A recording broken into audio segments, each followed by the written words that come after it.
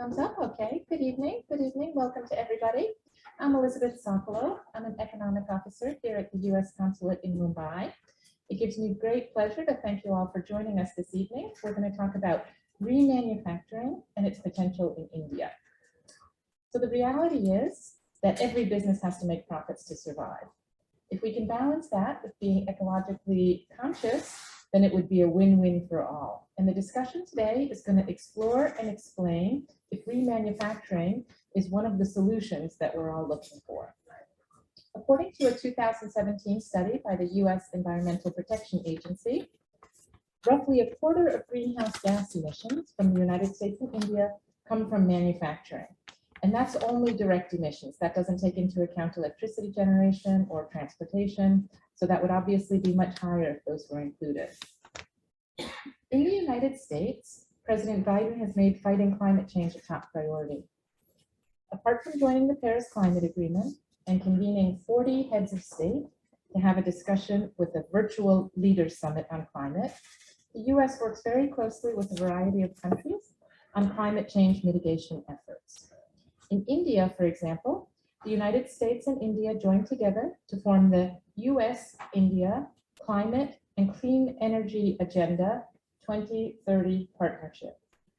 This lays out a bold vision for our countries to work together over the coming decade to meet the goals of the Paris Agreement. So our panelists will all talk about remanufacturing and whether it's an option for Indian businesses. And in the meantime, I'd just like to say a few words about how our consulate supports and promotes green business. For example, in the last 6 months, our team has organized several events to promote clean energy solutions. Our last 4 events attracted a collective audience of over 1,300 business owners and corporate representatives. Maybe a lot of you have participated in these discussions. Late last year, we organized a program to share best practices for manufacturing companies to reduce greenhouse gas emissions. For this program, we convened Pulitzer Prize-winning New York Times columnist Thomas Friedman, together with the chairman of the Ananta Center and managing director of Godrej and Boyce Manufacturing, Jamshid Godrej, to discuss how to grow a green economy with renewable energy. The consulate convened business leaders before the COP26 meeting to discuss how companies can collaborate on technology, infrastructure, and financing to meet COP26 commitments. Then afterwards, we followed up with the discussion at a post-COP event to focus on how our countries can work together to achieve the targets that have been announced in Glasgow. In closing, I'd like to thank Rajiv Ramachandra, John Shalifu, Rahul Sahai, and Sushant Naik for making the time to participate in what I'm sure will be an interesting and informative discussion. I'd also like to thank the Indo-American Chamber of Commerce, not only for partnering with us today on this program, but also for all of our other climate change initiatives as well. And finally, thank you all again for your time and kind attention, and I hope today's program will inform and inspire you. Let me briefly introduce our moderator, Rajiv Ramachandra. He's the award-winning founder of Recreate India Research Foundation. That's India's first research and advocacy enterprise to catalyze and advance remanufacturing in India. In December 2020, Recreate received the Remanufacturer of the Year award from Rematec in the Netherlands. Rajiv is also the founder of a company called InWise Company, IWC, which is a sustainability and circular economy leadership and management advisory company. Rajiv has worked with organizations in diverse industries, including food manufacturing, pulp and paper, chemicals, metal finishing, healthcare, think tanks, and government bodies. He's guest lectured at US universities, including Syracuse, Rochester Institute of Technology, and Wells College. So over to you, Rajiv. Thank you, Elizabeth, and welcome everybody in the room, and also all of you joining us online. It's a real privilege and honor to have this opportunity to moderate this panel discussion today, and a big thank you to the U.S. Consulate as well as to ICC for joining us today. I think the timing of this event is really unique as we're coming off of the heels of the latest IPCC report that was published, as well as the fact that Earth Day was just a few days ago. And a key focus, the theme of Earth Day this year was invest in our planet, and primarily looking at it from the standpoint of the role businesses have to play in this transition going forward. I'd like to start with talking about what remanufacturing is and isn't. I think many of you may already be familiar with what remanufacturing is, but in essence, remanufacturing, when you look at products that reach the end of their useful or functional lives, you've got a few options, right? You've got refurbishing, you've got recycling, which is primarily associated with material recovery. But from the standpoint of mitigating climate change in particular, one of the things that Elizabeth mentioned was emissions occurring across the value chain, across the life cycle, which in greenhouse gas protocol terminology is kind of scope 3 emissions. So when you look at it from that vantage point, modalities like remanufacturing really have this crucial role to play because they mitigate not just emissions from a climate change perspective, but also the effort that goes into raw material extraction and the potential damage caused from that standpoint. So when you've got a product that reaches the end of its life, you can either recycle, refurbish, remanufacture. I think the key value proposition with remanufacturing is that it allows for the product to be brought to a quality functionality level that is equivalent to or better than a new product. In other words, manufacturers that undertake remanufacturing are selling them with full warranty that's comparable to a new product. They inevitably have a better life cycle environmental footprint, not just from a climate perspective, and they often cost less in comparison to new products. And it's a real honor to have this opportunity to have distinguished panelists joining us, not just from India, but from the US as well. So I'll quickly name them off, and that's the most you're going to hear from me in all of this. Thank you. Just a quick check, am I audible online? If somebody could do kind of a thumbs up or down, that would be helpful. And am I audible enough in the room? Yes? A mic would be better. Okay. I'm trying to avoid two sources of audio just so we don't mess up the online. Yeah. Okay. All right. Let's try this. Okay. So in case there's any issue with the audio online, let us know. Perfect. Online is clear. Great. So we have three panelists joining us today that you can see on screen. John Chalafu is the president and CEO of MIRA, the Association for Sustainable Manufacturing in the US. It's early in the morning for John, so good morning, John, and welcome, and thank you for joining us. We also have Rahul Sahai, who's the director of aftermarket for Cummins in India. Welcome, Rahul. We were hoping Rahul could be here in person, but he had other commitments, so he's joining us from the road.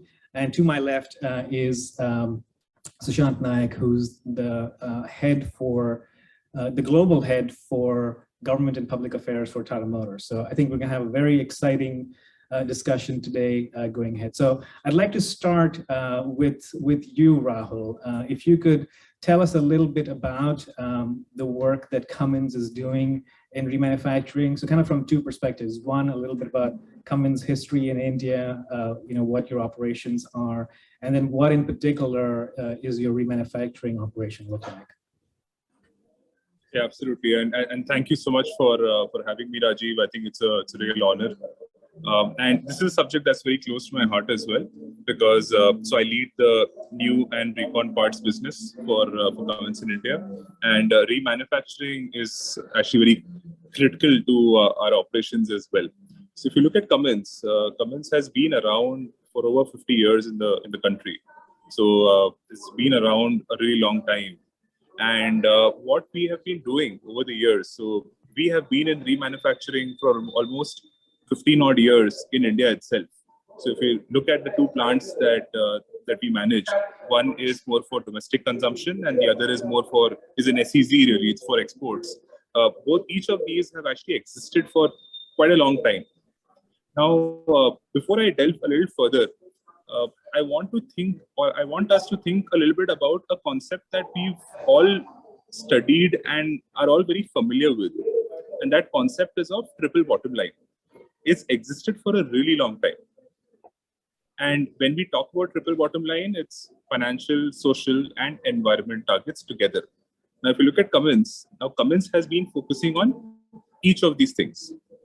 Now, if you look at what's actually happening now, given some of the compliances and the mandates that are slowly coming in from the government standpoint as well, because the focus on circular economy and the focus on environment is increasing. And so recently, if you look at what SEBI has done, SEBI has also brought in certain business responsibility and sustainability reporting as it's optional right now, but from next year onwards, it will become mandatory. So what's actually happening is companies and customers are becoming more and more environmentally conscious. And as a result, what's actually happening is everyone is demanding products that can help them offset their carbon footprint. So much like all other companies, Cummins also has a Planet 2050 initiative that we're running. But what we're seeing is a lot of our customers are actually asking for remanufactured products.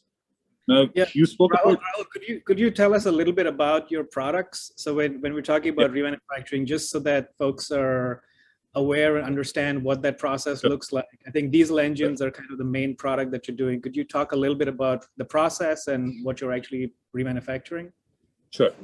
So Rajiv, if you look at what Cummins does, Cummins is the largest diesel engine manufacturing company, or has traditionally been, and is migrating towards a full-fledged power company.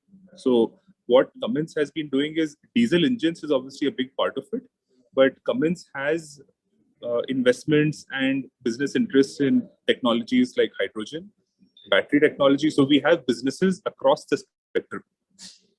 Now in India, we have our manufacturing plants mostly for diesel engine manufacturing.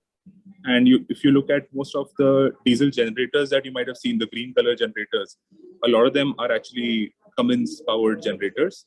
So gensets, if you look at mining operations, the dump trucks, a lot of them are powered by Cummins engines, railway equipment. So Cummins engines are actually powering a lot of our moving and power generation equipment.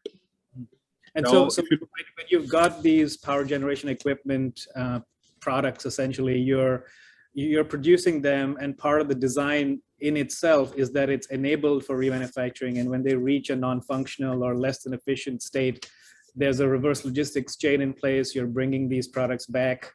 You're going through a fairly rigorous disassembly process, inspection, rebuilding, repair, etc. And then it's all put back together to a point where you're basically selling it back or to the same customer or different customers with a warranty that has full equivalency to a new product, correct? Absolutely. So Rajiv, I'll just talk about that. If you look at remanufacturing, that is built into our design itself. So we have our rebuild and reconditioning and remanufacturing facilities, and after a certain number of hours of usage, we go back to the customer and we actively promote them throwing away or discarding or scrapping the product. We actually go ahead and promote a remanufactured. So we will give an offer that we can do an exchange, or we can take back this this asset, rebuild it, and we'll give it back to you. And we back it up with equal to new warranty as well.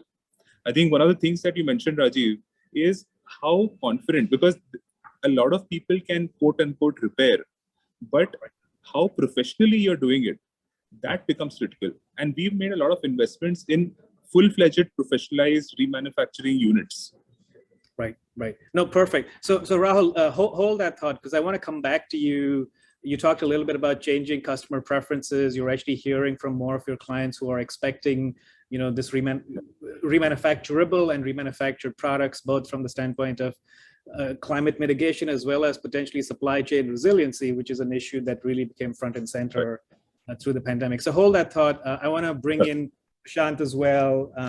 So Shant, you've got Tata Motors, the Pro-Life line, which particularly focuses on remanufacturing engines, maybe other products too. Could you tell us a little bit about that work? Yeah, thanks for the opportunity. Is that I'm audible? Yeah, good. So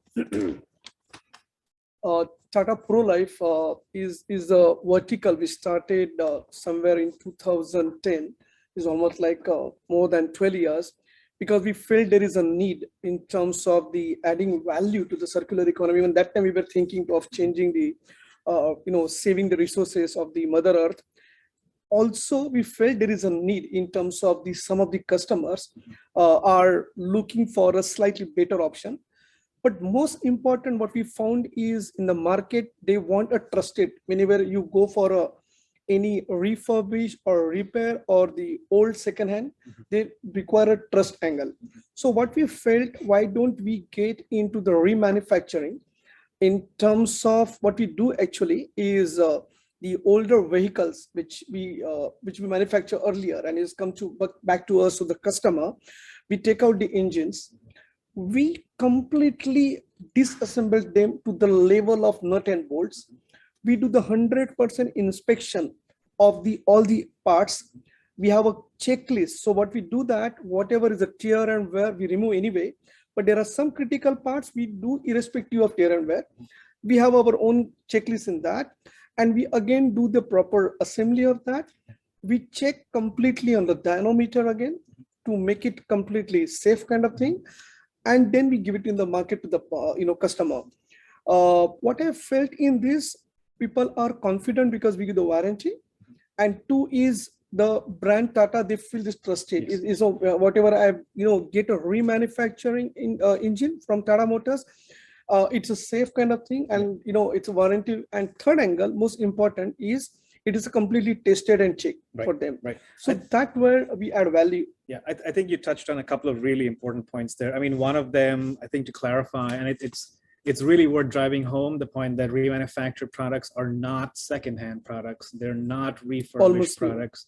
They're, from an equivalency perspective, they're equivalent to new products from the standpoint of product quality, functionality, and warranty. And I think that's a challenge that may be experienced sort of globally from the standpoint of the perception of remanufactured products compared to secondhand products. So from that global vantage point, John, I want to come to you as well. If you could talk a little bit about the work Mira is doing in advancing remanufacturing in the US, maybe broadly talk a little bit about the scale and composition of the US remanufacturing industry, that would really help. Sure, thanks Rajiv, and good evening. And thanks to Elizabeth for the introduction, and to the Indo-US Chamber of Commerce for hosting us today. And I'm happy to be here with my esteemed panelists. So basically, our organization, MIRA, the Association for Sustainable Manufacturing, our purpose is to elevate and mainstream remanufacturing. And we've heard quite a bit already this evening about how remanufacturing is manufacturing. And I'm going to stop there for a moment. It is the only word with manufacturing in its name. And that's something that we really need to consider. And when we do, we get a better understanding of the quality product that is yielded by this process. It's manufacturing with reuse. We're a world that is very focused on recycling of raw material. In the remanufacturing process, we recycle core material, value-added material. And that is a huge benefit for the quality of the product. It starts as the original equipment product, and then also for the environment. And we're going to speak more about that, but the savings are great, because we're not melting core. If we're talking about an engine, we're not using energy producing CO2 to melt core material down to its raw material, just to add more energy and produce more CO2 to produce it again. So our organization in the United States, we're part of the larger Motor and Equipment Manufacturers Association. We represent the interests of automotive and commercial vehicle suppliers. And that group is the largest manufacturing sector in the United States. So again, our members within Mira are remanufacturers, the suppliers I just mentioned, the core material suppliers, the component suppliers, and then also universities and professional services firms. And I'm happy and proud to count Cummins as one of our members. Thanks, John. I'm going to stay with you for a second. In terms of the composition of the types of companies that remanufacture, I'm trying to weave in some of the questions that are coming in on the chat as well. So we've got a representation on the panel that sort of leans towards the automotive sector, but remanufacturing is prevalent across a fairly wide range of industries, right? Ranging from automotive to aerospace to electrical equipment, electronics, medical devices. Could you talk a little bit about what that composition looks like, not necessarily from a Mira membership perspective, but sort of broadly speaking in the US?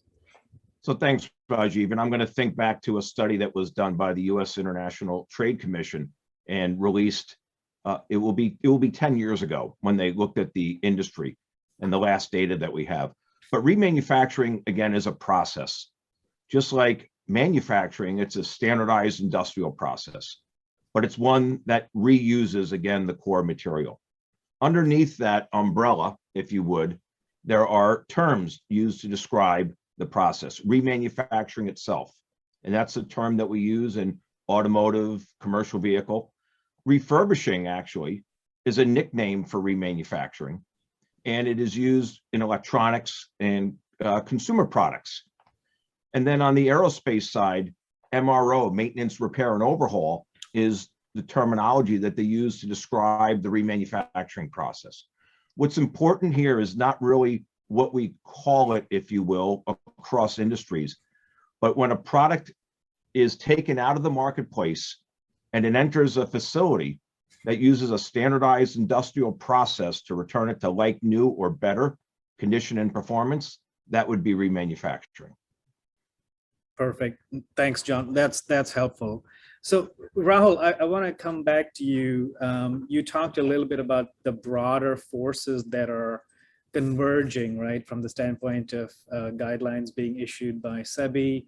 And you mentioned you're getting more interest from your clients.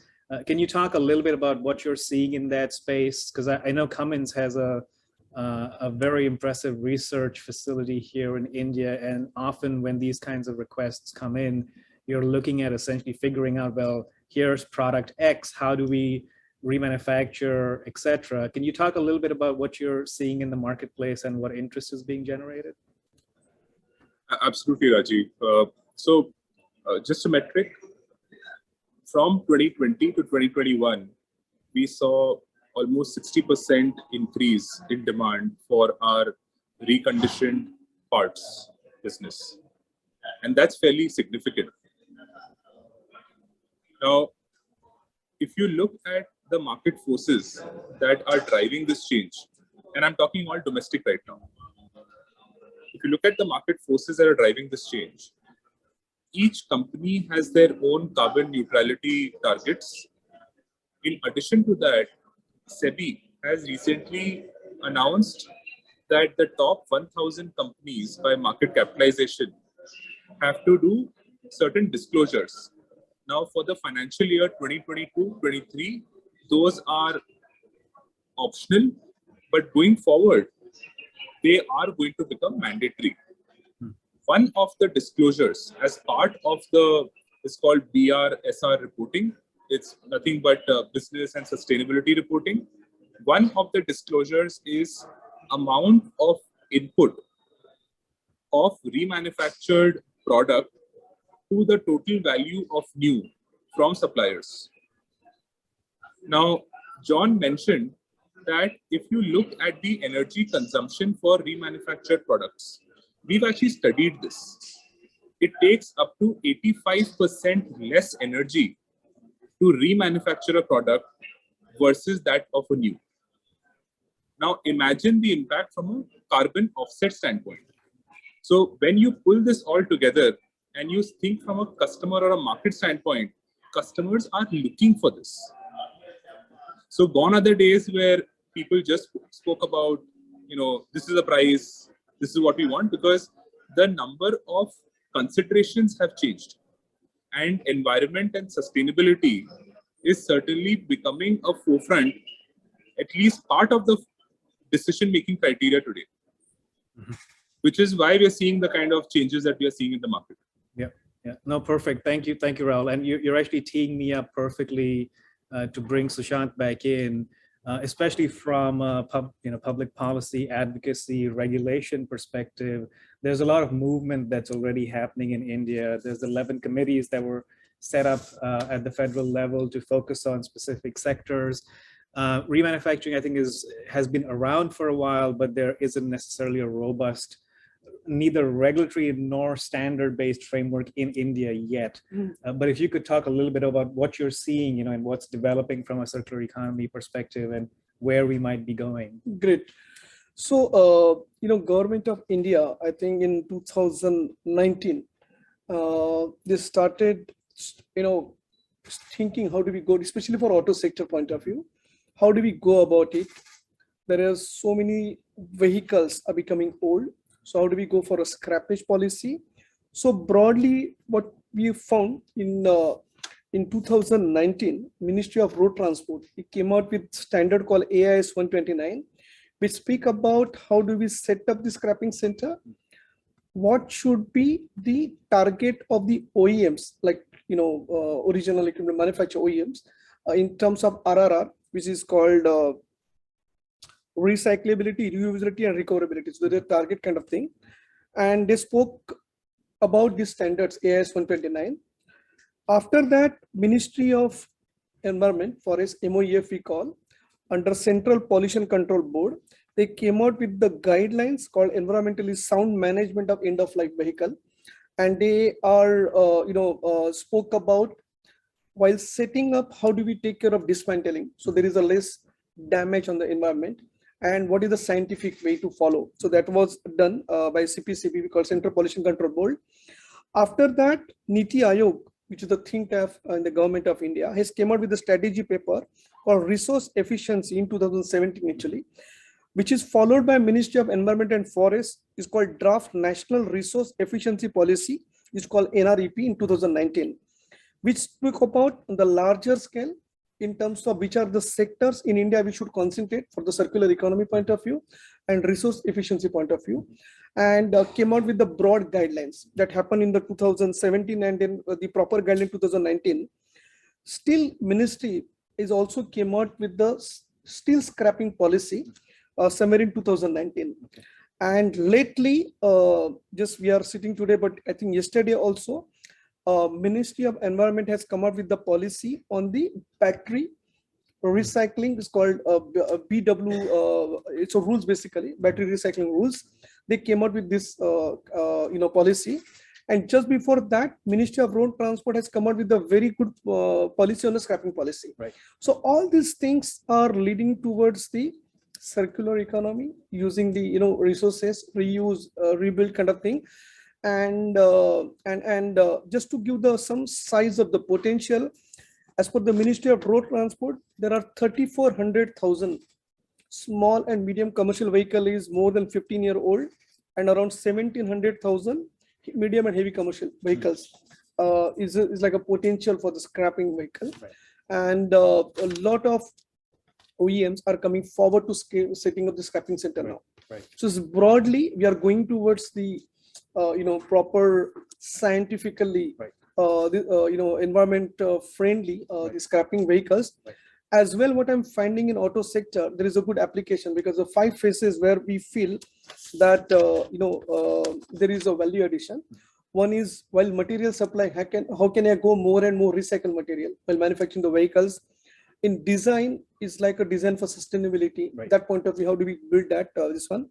In manufacturing, how much I can use lesser and lesser resources as well as reuse parts. How can I use the usage, the longer longevity of the vehicles that we can work, and end of life ecosystem, which already ministry is working on that. Right. So broadly, automobile sector is a really good sector in terms of taking towards this. Right. No, that's really helpful to know. I'm aware of the scrappage policy that's been talked about for quite some time.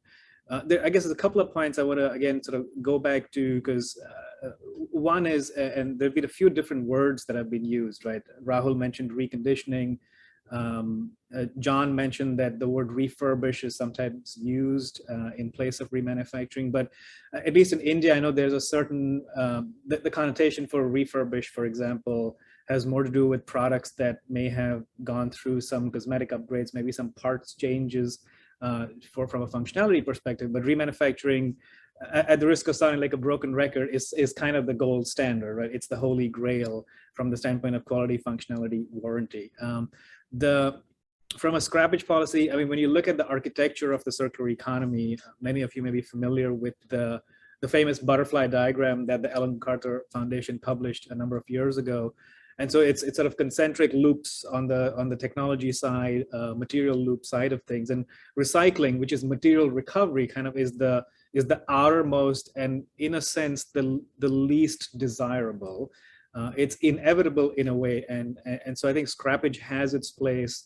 That being said, I think remanufacturing, which is essentially the extension of product life cycles over multiple life cycle, multiple use phases, I think is arguably significantly more valuable from a resource efficiency, circular economy architecture perspective, as well as its impact broadly on the environment from an ecological perspective, the damage that's caused through mining, resource extraction, et cetera, as well as the climate standpoint. So I just kind of want to drive that point home and to kind of refine our understanding of what remanufacturing is in comparison to refurbishing, recycling, reuse, repair. They all have their place in the circular economy value chain, but certainly remanufacturing from a standards and especially from a standardization perspective and a process perspective has been around for a number of years and certainly results in better outcomes in the long term. In fact, there was a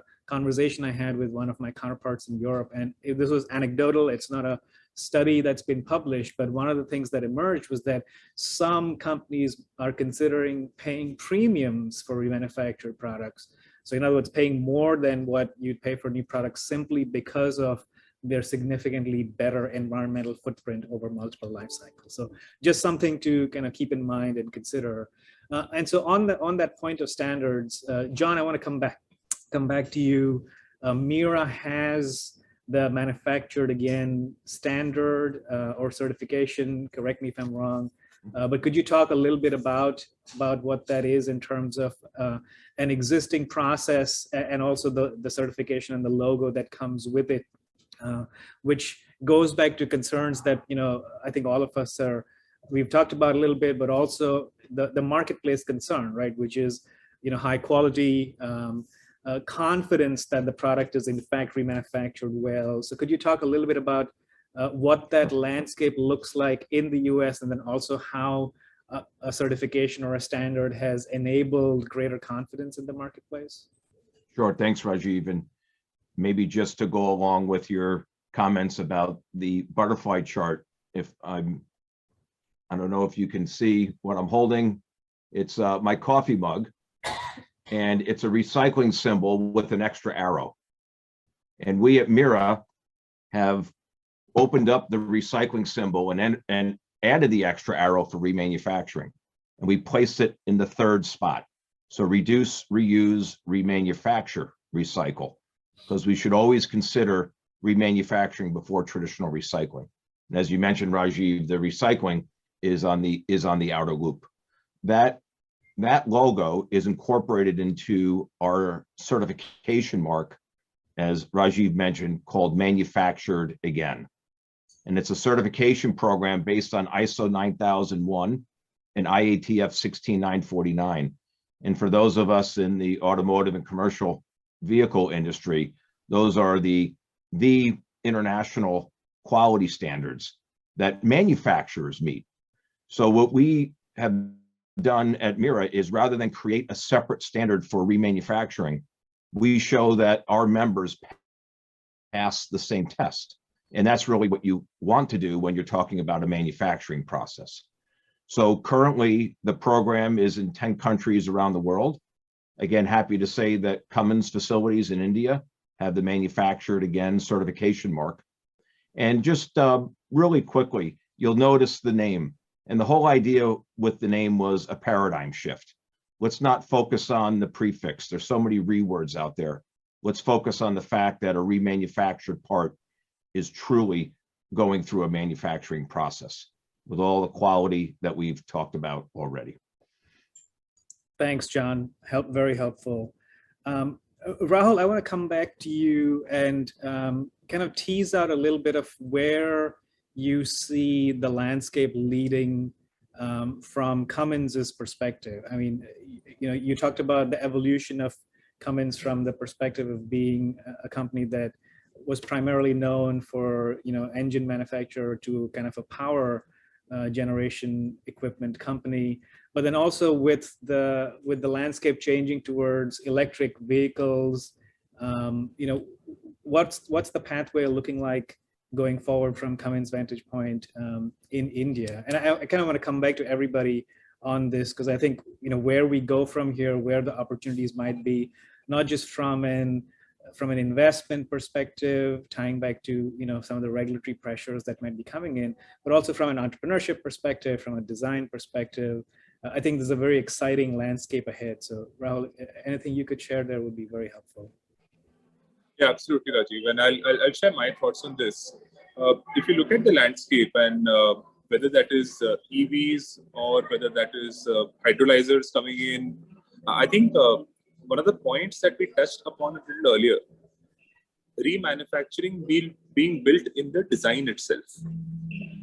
If you look at most of for example, the EV technology today, having batteries that can be swapped, or if you look at, for example, hydrogen technology, most of the products that are being built today are being built for at least being able to be remanufactured.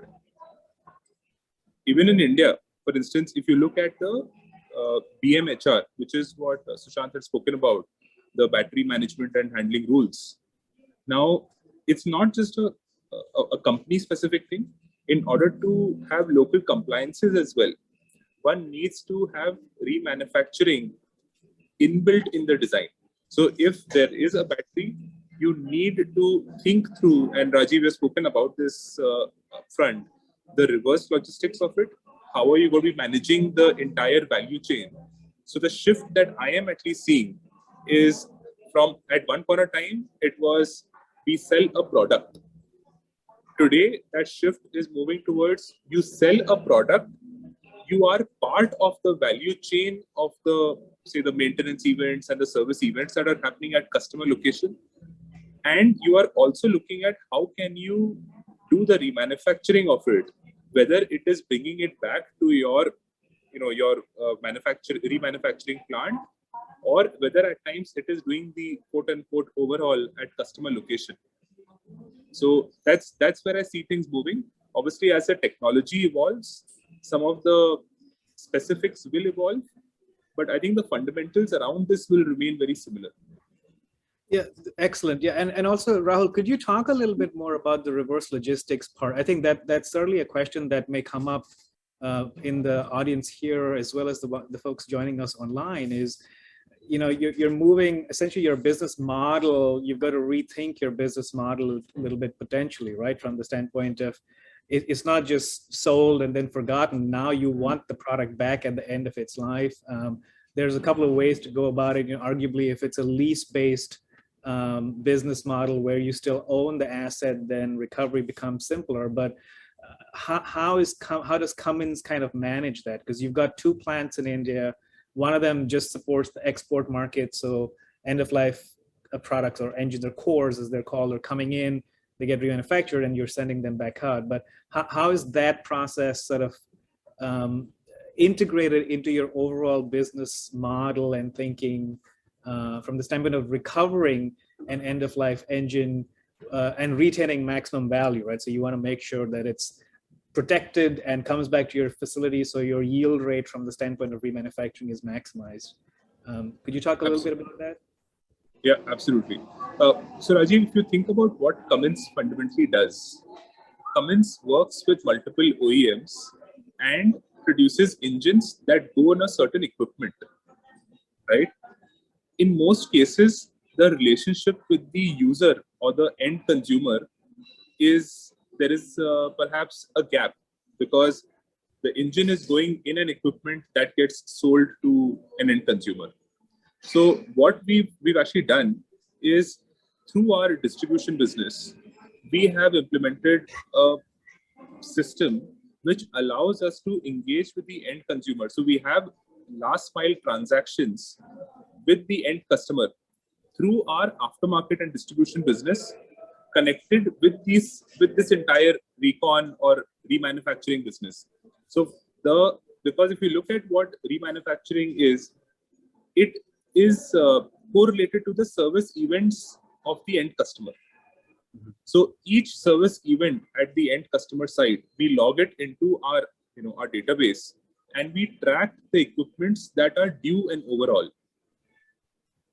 So which is how there is the main business, obviously, which is you sell it to OEMs. But what we've also implemented is this aftermarket system, which allows us to ensure that we have a strong relationship with our end customers, who the OEM may have sold products to, so that we can track these service events and make sure when the product comes for an overall or a remanufacturing, number of hours or life, then we have that relationship to engage with them on that. Now, the second part of this is the reverse logistics angle that you spoke about. Now, globally, Cummins has multiple reverse logistics centers built, which are dedicated to this, bringing back the cores from the end customer, ensuring the overall takes place, and then you have products as good as new moving out again. In India too, we have something similar built in. Got it. No, perfect. Thank you, Rahul. And just for the folks joining us online, I am keeping an eye on the chat. So I'm trying to weave in some of the questions that are being asked in the conversation that we're having. So I want to kind of come back to you, Sushant. One of the questions that I noticed is this concern, which I've heard before, which is, okay, so let's say we're considering remanufacturing as a modality of business operation.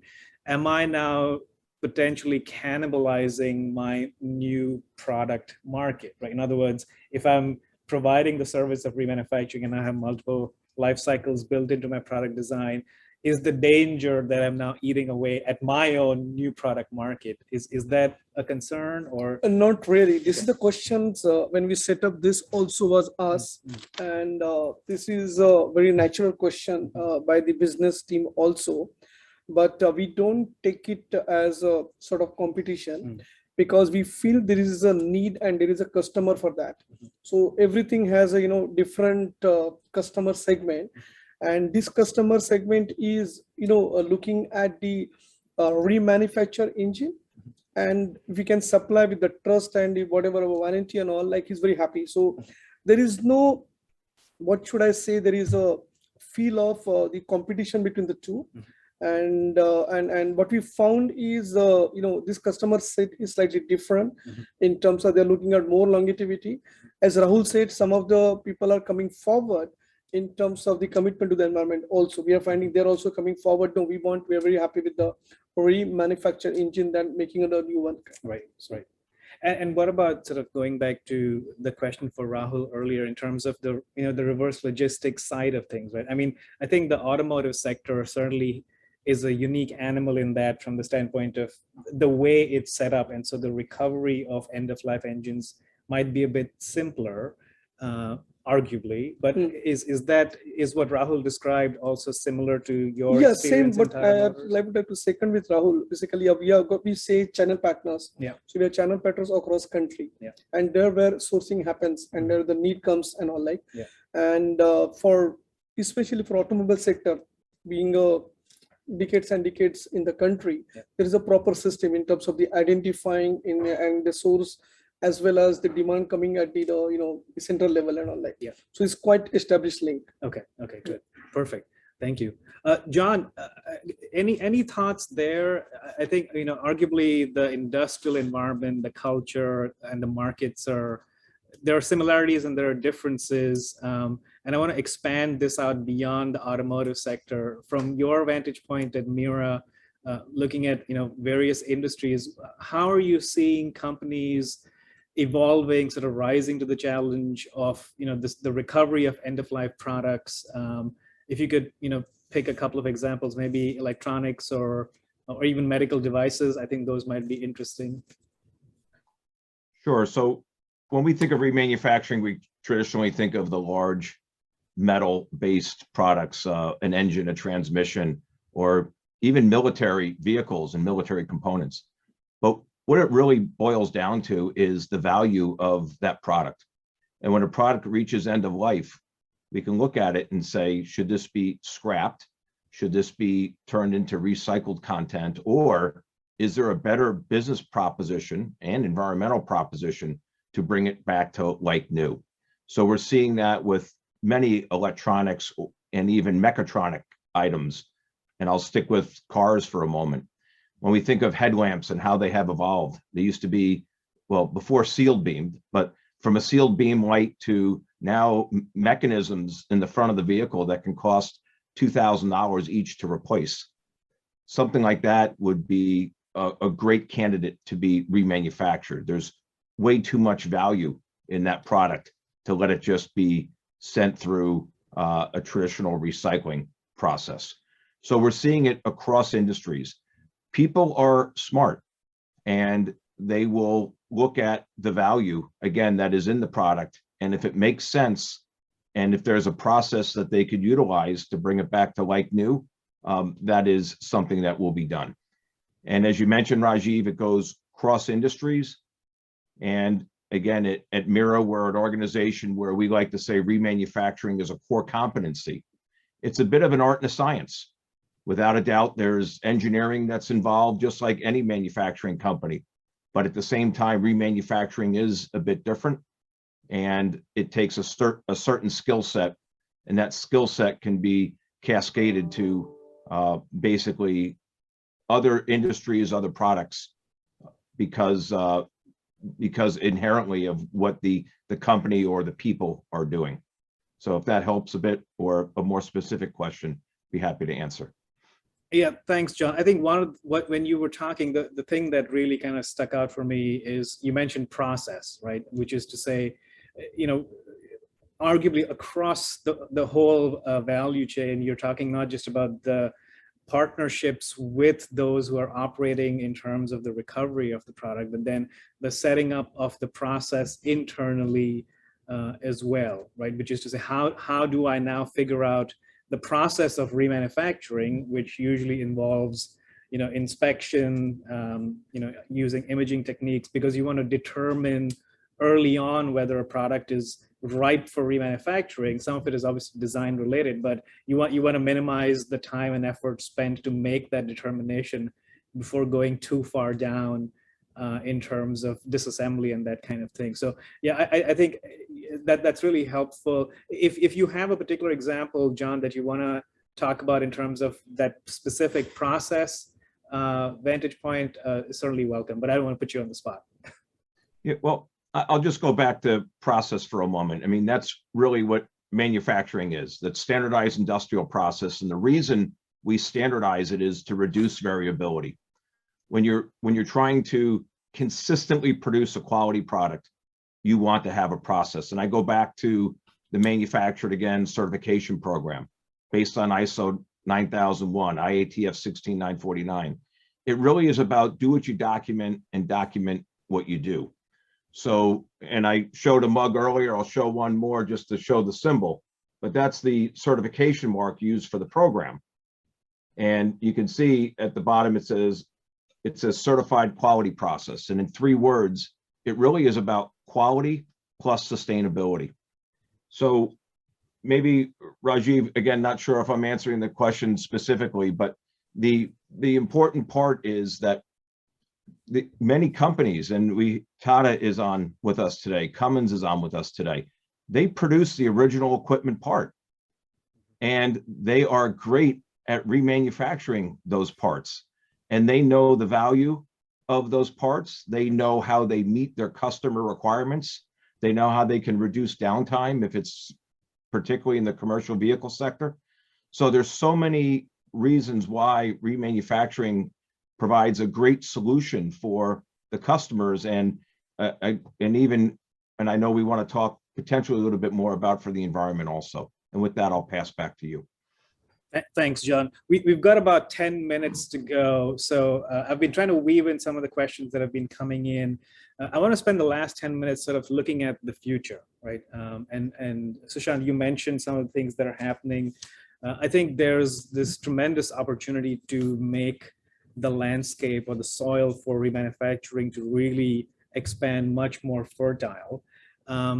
Again, not to put you on the spot, but where do you see the opportunities are, and or where should, say, the public policy landscape be tilting, right? Because there's a need for investment, there's a need for.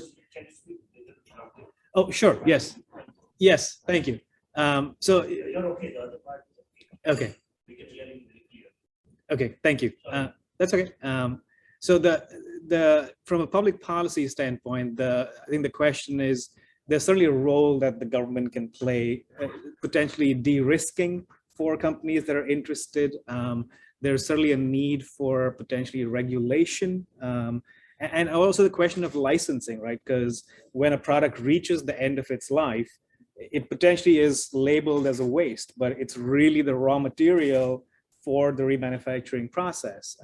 So it's an open-ended question. As we're sort of embarking into the future here, where do you see there might be important interventions from a public policy space? No, so you're very right, actually. In terms of, it's an evolving space right now. And as you look at Niti Aayog and Ministry of Road Transport, Ministry of Environment Forest, they're involved in this in terms of the journey. What I'm finding is the objective as well as the intention is good in terms of how do we get more recycle material, as well as how do we save on these natural resources. So broadly, policy is at the broad level. Only on the end of life vehicle, things are moved really good in terms of the clarity is there. Already there are a lot of OEMs already started setting up the scrapping center and all. And so on the landscape level and policy landscape level, what I'm finding is government of level, there is a policy is like a evolving policy right now, and people are taking the baby steps. All ministry at the OEM level, the thinking has gone into the designing level now. How do we manufacture vehicle or design vehicle first of all in terms of the sustainability point of view, from the remanufacturing point of view, even at the manufacturing level, the thoughts are going on, and as well the whole value chain. How can we have only thinking of the remanufacturing point of view? And I'm finding a lot of OEMs are coming forward in terms of that philosophy, as well as taking towards the circular economy as well as the remanufacturing, and even government is working. So I could see the huge potential, huge future in terms of the remanufacturing will be the buzzword going forward. Great, surely. Great, very good. I'm going to hold you to that. Yeah.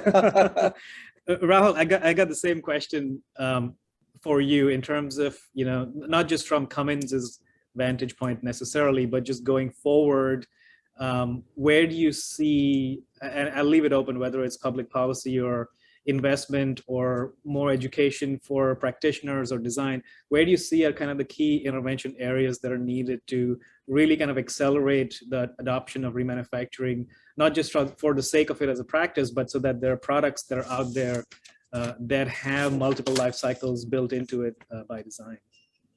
Right. I think, Rajiv, what I will speak about is, and this is just my personal view on this right now, is an intersection that is slowly taking place between technology and governance, right? Think about any product today. A lot of data is being generated about, the consumption, the usage hours. If you think about, say, automotive or industrial applications, things like telematics coming into the fore, there are equivalent kind of systems that are there in, say, consumer electronics as well. What I do believe will slowly happen is a lot of data is going to drive the change by itself, because earlier, and we spoke about this again earlier, the model was you kind of sell a product. Now you are going to be held accountable even after selling the product. And there's going to be a lot of data that is going to be generated around the consumption and the emission of those products. Mhm. So what I see happening over a period of time is an intersection between all this data getting generated and governance coming into the fore as a result. If you look at Europe, think about what happened in the insurance market, right? A lot of the passenger cars, data is being generated around the usage, and that influences the car insurance rates over a period of time. Something similar is what I see evolving into other spaces as well, because slowly, like I mentioned again, it's not just a sale of a product that's going to happen. I think accountability will be driven irrespective of whether you're a user or a seller. And if you look at the business reportings and the sustainability reportings that are coming up, they are in line with that. You can't just sell a product and wash your hands off. Right. No, perfect. No, thank you, Rahul. And you mentioned electronics, and that sort of reminded me often when we're talking about the issue of circularity within the electronics industry. I think sometimes there's to be an overt fixation on e-waste, but I think from a remanufacturability perspective, from a movement from linear to circular, that itself should account for in the long term this issue of e-waste, and not necessarily that focusing on e-waste is necessarily the right course, but potentially looking at it from a design perspective, looking at intersectionalities, as you called it, Rahul, across technology, public policy, investment. Perfect. Yeah. Great. Go ahead. Did you have something to add? Yeah, I was just saying that, and you brought up the point of e-waste. There are intersections and platforms at play, and you can't address a very specific aspect of it by itself. So if you think about, say, an engine, right? If you think about, say, a generator set, there are controllers even there. So I think companies and consumers need to start thinking about remanufacturing. And e-waste is obviously a part of it, because you have controllers, you have electronic components there. But remanufacturing as a process and a concept will slowly get more and more ingrained in the design itself, which is where it needs to start off. Yeah. No, perfect. No, thank you, John. I'm gonna come back to you. Last word to you. We have about a minute or two left. If you could tell us a little bit about where you see things going in the U.S. I think from a numbers perspective, the U.S. remanufacturing industry is about a $50 billion industry. Correct me if I'm wrong. That's the last I heard of. But broadly speaking, what are the kind of key shifts that you're seeing to both accelerate the spread of remanufacturing, and as you or Mira calls it, the mainstream and elevating? If you could touch on those, that'd be terrific. Yeah, thanks, Rajiv. And it's only about 2% penetration, if you would, and that comes right from that last U.S. International Trade Commission study. And I know we're at the end of our time, and I just want to say that we are very bullish on remanufacturing. We think it's the future of manufacturing. And why is that? Because we're all being driven to reuse as much as possible, and remanufacturers are doing that today. We say they're leading the way. And with that, Rajiv, I'm going to pass back to you. And I would love, if I may ask, could you just tell us a little bit more about Recreate? Because the audience today, seriously, the audience today, you are a great resource. And if I may, don't mean to take away from your moderating, but I would love to hear a little bit more about what you're doing too. Yeah, thank you, John. Yeah, so in very quickly, Recreate came to life about 3 years ago. Sushant mentioned the reports that were put together on resource efficiency and circular economy. I was one of the co-authors of a report that came out in 2019 or early 2020, which was resource efficiency and circular economy, current status and way forward. And part of the aha moment that I had while working on that was that remanufacturing as a modality of the circular economy as an industry had no voice or clear voice in India. There was no organization that was centrally focused on that. So in very, very few words, the central premise of Recreate is to catalyze and advance remanufacturing in India. We talk about in terms of 4 pillars: research, education, advocacy, and technology. That's based on a foundation of local, national, and international collaboration. And really, that's how I've gotten to know John and work with him over the last year or so, as well as our counterpart in the EU, David Fitzsimons, who heads the European Remanufacturing Council. So yes, we are absolutely open to looking at collaboration opportunities in various forms, ranging from education awareness building all the way to working with industry, and we certainly welcome that. So thank you for that, John. And with that, I think we are at the 6 o'clock mark. I'm looking around if anybody from the consulate wants to. Okay, so I think we're good. Go ahead. Yeah, so I would just like to, yesterday I was Googling on the remanufacturing. I thought Raju is going to ask questions, so let me be prepared. And I like one sentence, it's like a quote: if it can't be reduced, reused, repaired, rebuilt, refurbished, resold, recycled, if you can't do that, then it should be restricted, redesigned, or removed for production. I think that's what it will come out. Yeah, no, perfect. I think that's a great note to end on. So hopefully that's the direction we're going in more and more. So thank you everybody online for joining us, and for the folks here. We'll have a quick round of discussion here offline, but thank you again to the Indo-American Chamber of Commerce and to the US Consulate for partnering with us on this event. So with that, thank you again. Take care. See you next time. Thank you all. Good evening. Everyone, thank you.